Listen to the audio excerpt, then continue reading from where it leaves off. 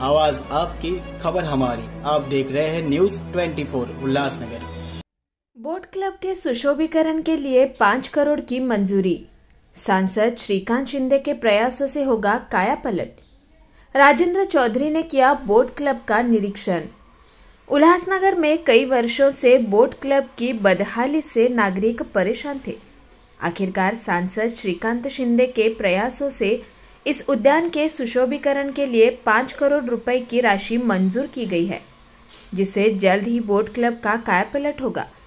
आज शिवसेना महानगर प्रमुख राजेंद्र चौधरी, उप जिला प्रमुख दिलीप गायकवाड़, युवा सेना शहर अधिकारी बाला श्रीखंडे ने बोट क्लब का निरीक्षण किया।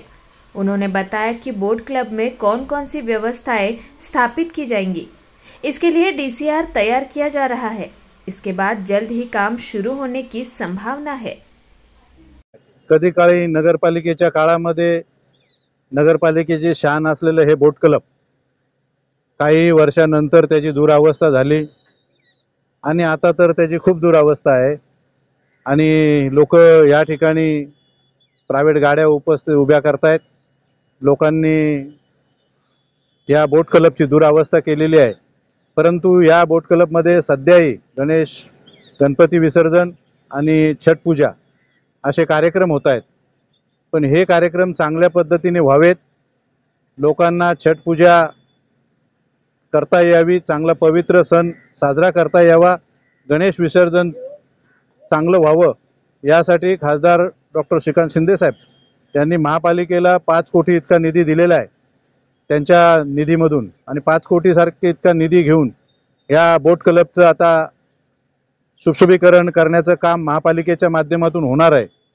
परंतु 5 कोटीमध्ये हे काम होईल असं वाटत नाही, परंतु त्या बोट क्लब पुन्हा पूर्वतः व्हावं आणि लोकांना, उल्हासनगर वासियांना चांगल्या सुविधा, गार्डन, जॉकिंग ट्रॅक, अनेक सुविधा, लहान मुलांना खेळण्यासाठी गार्डन, मैदान, छठ पूजेसाठी जे काही पूजा इथं केली जाते तिच्यासाठी चांगलं व्यवस्था, गणपती विसर्जन असं सर्व व्यवस्थित व्हावं या दृष्टिकोनातून माननीय खासदार डॉक्टर श्रीकांत शिंदे साहेब यांनी 5 कोटी इतके निधी दिलेला आहे आणि ह्या निधीमधून ते काम होणार आहे। अजूनही निधी कमी पडला तर त्यांनी सांगितलं अजूनही निधी आपण या बोट क्लबच्या विकासासाठी देऊ आणि तो निधी घेऊन आपण लवकरात लवकर चांगला सुविधा सज्ज असलेला बोट क्लब या उल्हासनगरवासियांच्या सेवेमध्ये उपलब्ध करून देऊ असं मला वाटतंय। मी ह्या वाडाचा नगरसेवक आहे आणि मी खूप वर्षापासून बोट क्लब चांगलं व्हावं, बोट क्लबचं नागरिकांना सुविधा मिळावी या प्रयत्नाने काम करत होतो। खऱ्या अर्थाने खासदार डॉक्टर श्रीकांत शिंदे साहेब यांनी हा निधी दिला, त्यांचं मी धन्यवाद व्यक्त करतो आणि चांगली सुविधा, त्याचं डीपी प्लॅन बनवलेला आहे, डीपीआर बनवलेला आहे आणि डीपीआरच्या माध्यमातून महानगरपालिका त्याची इन्स्ट्रुमेंट बनवते 5 कोटी इतकी। त्या 5 कोटीमध्ये काय काय कामं करायची त्याची पहिले इन्स्ट्रुमेंट बनवल्या जाईल, त्या इन्स्ट्रुमेंटच्या माध्यमातून त्या इन्स्ट्रुमेंटला मंजुरी दिली जाईल, मग टेंडर कॉल होईल आणि त्यानंतर ह्या कामाला सुरुवात होईल।